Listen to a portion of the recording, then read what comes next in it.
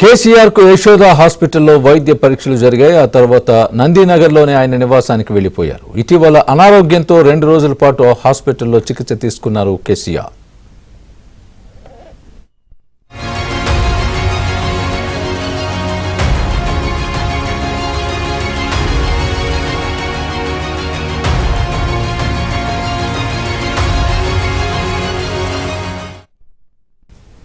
కేసీఆర్ కు యశోద హాస్పిటల్లో వైద్య పరీక్షలు జరిగాయి. ఆ తర్వాత నందినగర్లోనే ఆయన నివాసానికి వెళ్లిపోయారు. ఇటీవల అనారోగ్యంతో 2 రోజుల పాటు హాస్పిటల్లో చికిత్స తీసుకున్నారు కేసీఆర్.